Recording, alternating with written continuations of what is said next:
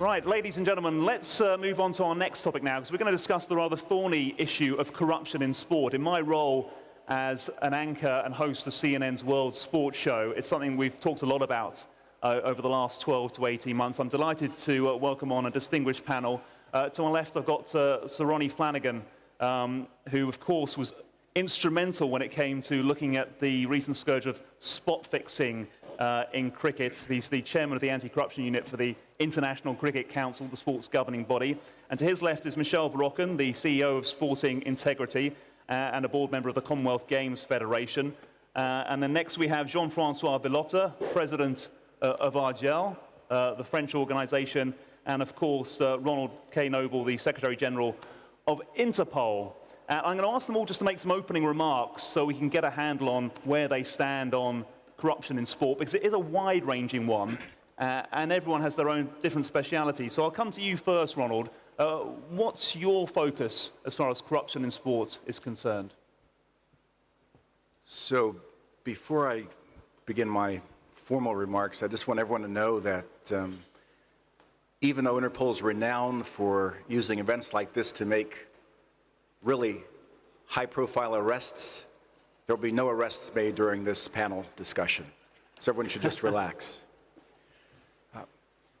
When I started as Secretary General in 2000, the idea that match fixing would become a priority for Interpol really wasn't a realistic possibility. But over the years, through our investigations of illegal betting rings, we found more and more of those betting rings linked in some way to actual bribing of athletes or attempts to bribe athletes. And as a result, we made targeting transnational organized crime groups a priority of Interpol. And the statistics, when you hear them from me, are going to shock you like they shocked me. In 4 operations we ran over a 7-month period in 4 different years, law enforcement officers in just 6 countries executed almost 2,700 raids, arrested 7,000 individuals, and found betting slips amounting to over $2 billion. Just 6 countries over 7 months in a 4-year period. From Interpol's perspective, we want to arrest transnational organized crime figures. We want to arrest hardened criminals.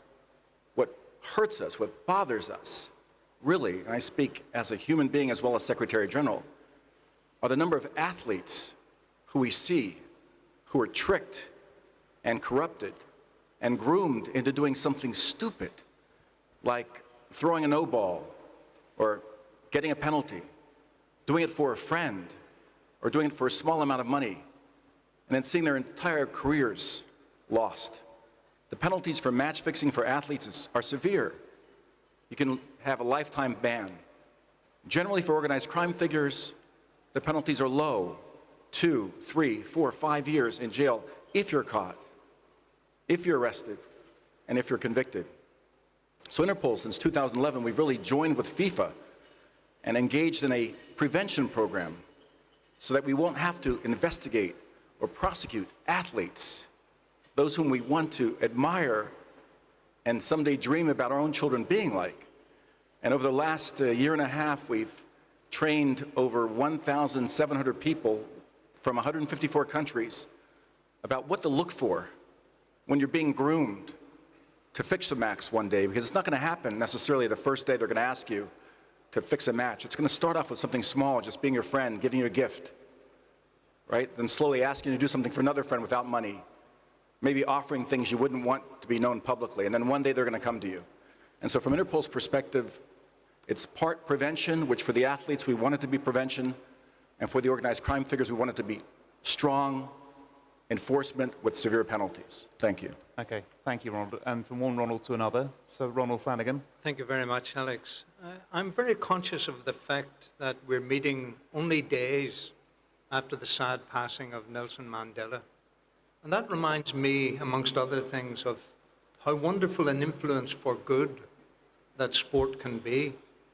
And in my personal experience throughout all the difficulties in the Irish situation, I saw that through sports like rugby, which never recognized the border, that again, sport can be a tremendous unifying influence, even when society is otherwise deeply divided.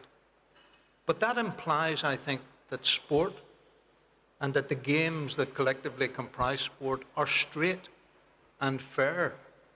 And therefore, personally, I'm passionate about the damage that any form of corruption to any sport can do. I remember in cricket when we investigated the 3 Pakistan bowlers who in the Lord's Test had each bowled no balls deliberately on being asked to do that. I remember some of the quotes after that incident became public. The main sponsors of World Cricket contacted us to say, if you don't really do everything that's possible to eliminate corruption, then I don't think we can continue to sponsor the game. Okay. And if all that sponsorship was lost, then development at the grassroots is lost. The players commented after it, one who had made a double century, that he felt it was worth nothing, that he was physically sick to his stomach as to what he had been part of in a game, and of course it was no way part of the corruption. So I think it's incumbent upon sports, upon enforcement bodies, and upon governments to work together to do all that they can to eliminate the evil of corruption in sport. And that's what we, in our small way, in the Anti-Corruption Unit, in the International Cricket Council, seek to do. And I want to ask you a lot more about that in a second, but I just want to make sure I get some opening comments from Michelle Verrocken as well. Michelle, can you sum up your approach and what the part you play in fighting corruption in sport?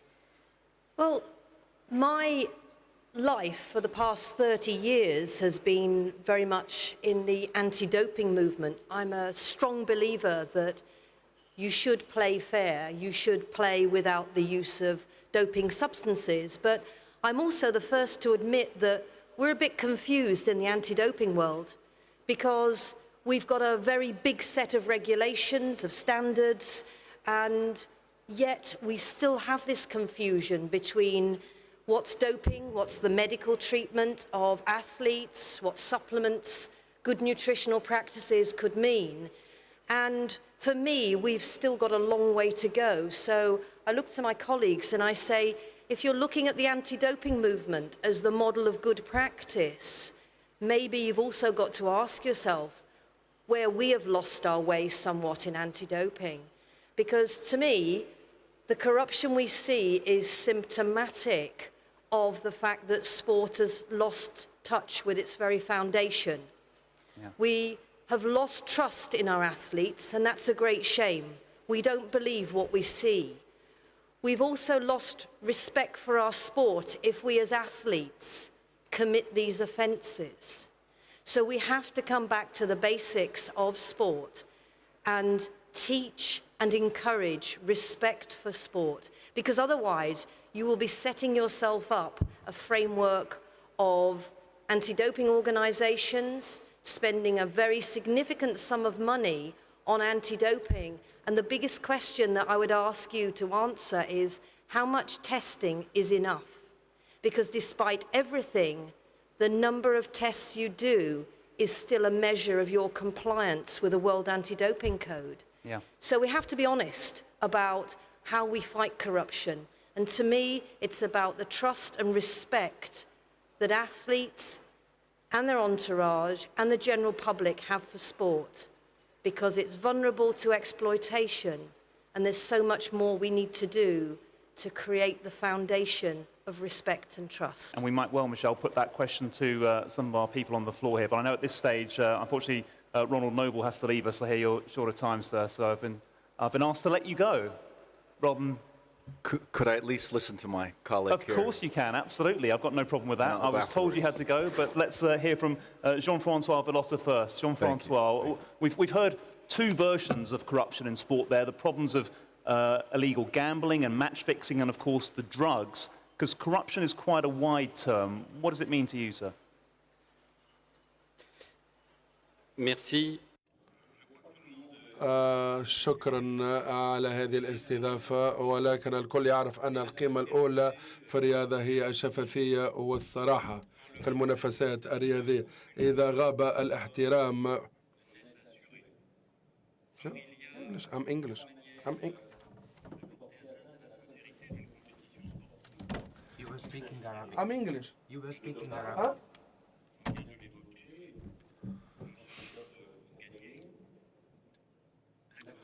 So everybody knows that the most important value in sport is sincerity and transparency. And the absence of financial transparency does help corruption. And this affects the sincerity of sport. If you wanna eliminate corruption and doping, there should be a unified effort between the different ministries in order to stop this. So we started by saying that the sports movement and the political authorities should unify efforts in order to eradicate this phenomenon. So there is an acceleration of the phenomenon for the time being by using the internet. And we can create a distance, we can found better measures to know who are the sportsmen or sportswomen who are being who are being doped. But there are different risks between 1920 and 2000. There were many cases raised or sued by the courts relating to doping. Between 2000 and 2010, there were many cases on a monthly basis that is made public in order to show the public and the authorities how bad doping and corruption is. So to bring the case to the court public, this might serve as a threatening factor.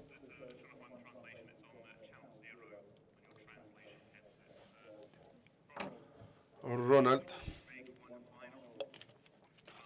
Young student athletes among us. When I'm not Secretary General of Interpol, I'm a law professor at New York University School of Law. And one of the things I tell my students before they go into their first trial is, imagine what that first trial will be like. Just imagine it before it happens. It'll make it so much easier. It's not a nice thing to tell you to imagine what I'm going to ask you to imagine, but it might help you. Imagine someone trying to corrupt you, trying to get you to fix a match, a game, or an event.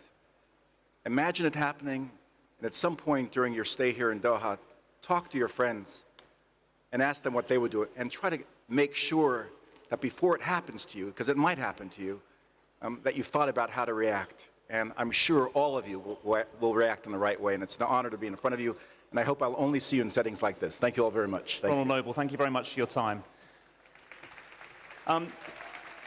So Ronald, can I come to you now? Because it's interesting, we've heard about the fight against drugs in sport, the fight against betting in sport, and it seems to me that while there is a World Anti-Doping Agency, the crackdown on match fixing doesn't quite have that global coordination yet. There is coordination going on. Is there a need for a wider style body to counter match fixing and spot fixing?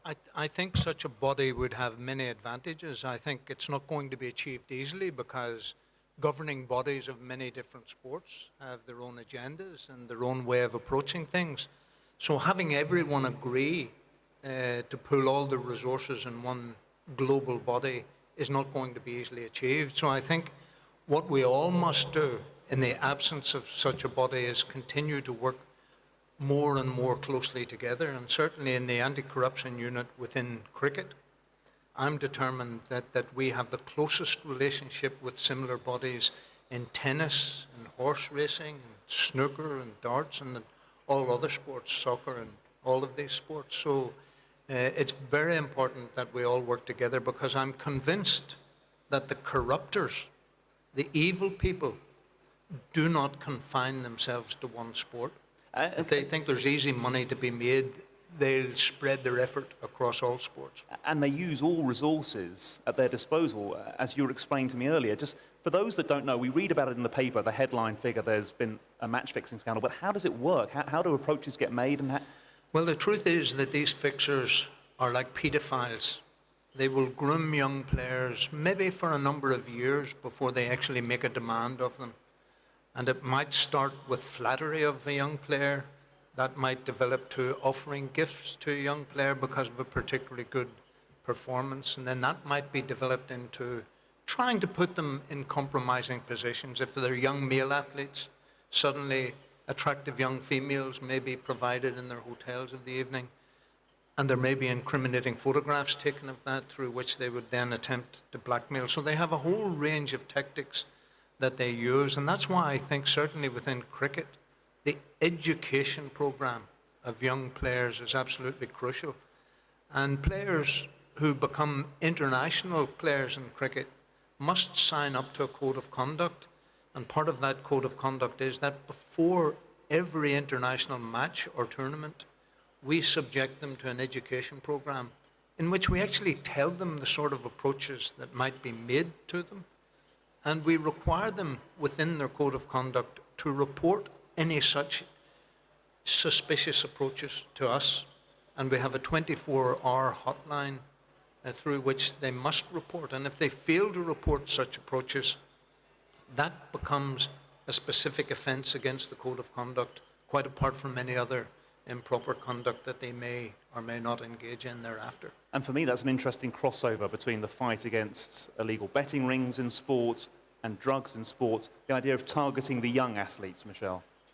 Absolutely. I mean, the place to start has got to be with the culture that young athletes enter into.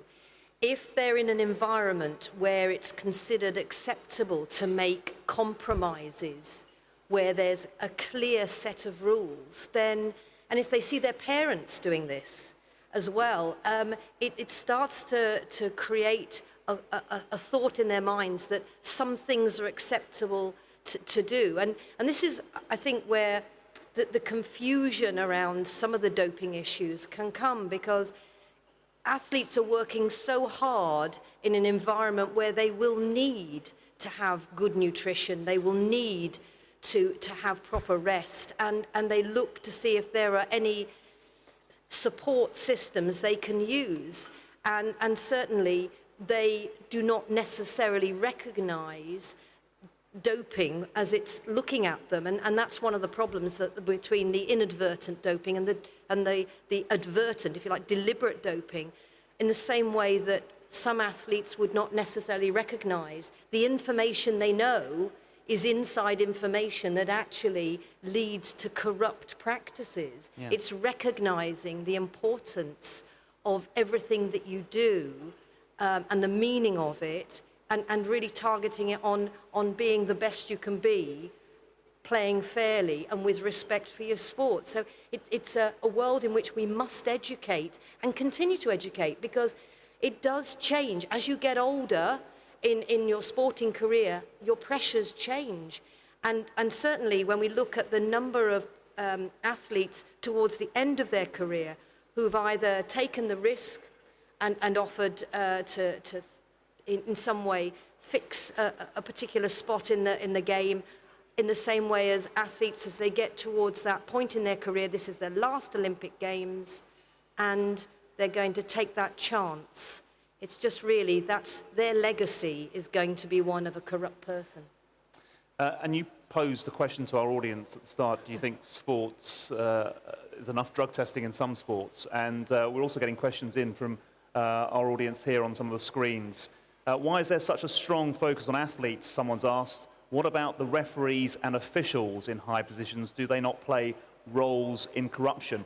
And I guess, let me put that to Jean-Francois, actually, because although that question specifically about match fixing, Jean-Francois, we're talking about young athletes and how they get targeted, but also they need support, don't they, from their more senior colleagues and also the administration officials that question refers to.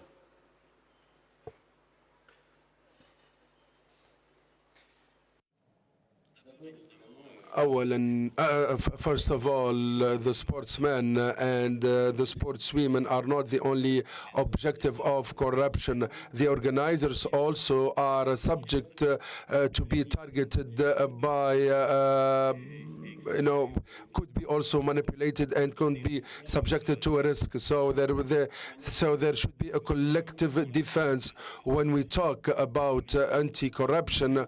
And in France, we are in the same situation that we started against doping, because there is no international law. There is no international law that helps cooperation between the states and the countries. So now there must be a legal body, an international legal body that helps stop corruption. And this has become mandatory and urgent. So we can start at the European level. So if you want to engage in a legal procedure against anti-doping, and if you compare the situation of 1989 and that legal procedure undertaken by Euro, and then in 2005 we saw the declaration of UNESCO with pertinence to anti-doping. So we have to follow the same procedure, and we have to work collectively. I do reiterate the importance of the existence of an international body that helps cooperation, collaboration, that helps prevention and the detection of the doping materials. Of course, when I talk about prevention, I talk about the educational, I talk about education and how we can warn the students against the doping, and also there must be a common definition embraced by all the by all the countries vis-à-vis corruption. So a unified declaration warning against corruption. Also, there should be some alert institutions, and there must be an exchange of information between the city-states and the countries. And also, there must be a conduct of discipline that must be respected by all. And finally, the states must make use of the legal institutions and system to stop corruption. And based on what has been said by my colleague from the Interpol, there must be a court specializing, or there must be a legal system specializing in anti-corruption or for sports anti-corruption and doping. Thank you. It to clamp down on corruption? How important is it to believe in the action you're seeing on the field of play? It's absolutely crucial. I think it's incumbent upon governing bodies, law enforcement agencies internationally, and governments to work together to eliminate corruption. For example, we're looking towards the 2015 Cricket World Cup, which will be held in Australia and New Zealand. And we have already signed a memorandum of understanding with the Australian Federal Police. A task force has already been created, and one of the things that will happen in Australia before the Cricket World Cup in 2015 is that a criminal offence of either manipulating results or deliberately underperforming in professional sport will be created. So we're not depending on financial law about people trying to defraud other people. We will have a specific criminal offence in this area. And I think working together in that way, we, the anti-corruption unit in cricket, with the Australian Federal Police and with many other governing bodies in Australia, have already formed a task force looking towards the 2015 World Cup. But if I could just comment on one of the questions that you mentioned from the floor, it's absolutely crucial that what applies to players applies to support staff, and I'm thinking of coaches and managers, and applies also to match officials. And that's exactly what happens in cricket. If I just quickly say the 5 planks of the work of the anti-corruption unit in cricket, I've already mentioned the code of conduct. You cannot become an international player without signing up to and abiding by that code of conduct. The education program. The next plank is vigilance. And we deploy members of our team at match venues and at hotels. And at match venues, the two teams stay apart but close together, separated usually by the accommodation for the match officials. And we have people there to make sure that no one gets access to that whole area, the players and match officials area. And there is very limited means of communication from that area to the outside world. Similarly, in big tournaments, there's agreement that the teams and the match officials stay in the same hotels. So again, we deploy people to be vigilant, to make sure that fixers with whom we have intelligence, on whom we have intelligence, that we keep them away. So it's crucial that what applies to the players applies to match officials and to other elements of support staff as well. Thank you. Michelle, actually, I want to come back to something that you and I discussed actually on CNN not too long ago, that in the rush to make sure that we convince people that sport is clean of drugs and clean of corruption, the athletes who are doing it fairly come under a lot of scrutiny and have to be put through a lot. Is the balance right at the moment? Well, I think that's where we're beginning after 10 years of the World Anti-Doping Code, which is a fantastic way of bringing us all together in one harmonised place. And pre the code, every sport had its own set of rules, so we were in a bit of a difficulty. But now we're beginning to see that review, that decision to make things a little bit more specific to sport, the risks of individual sports. And we are going to see from 2015 the introduction of a new offence called prohibited association. So we are dealing with the entourage in a very strong way in anti-doping, which is better because we're taking a little bit more of the focus away from just testing athletes, and we're looking at those who do try to corrupt these athletes, those who then want to continue to sort of ply their trade. But we're going to say to athletes, if you're going to associate with them, you will actually end up serving the same sanction as they are. And these people will have the strongest penalties, the life bans that personally I feel should be applied to deliberate cheating by athletes, will actually apply to that entourage. So we're getting there. So I think there are lessons to be learned. And when I know what's happened with the ICC unit in cricket, I think there's a lot that we should have been looking at there in terms of making athletes annually sign a code of conduct.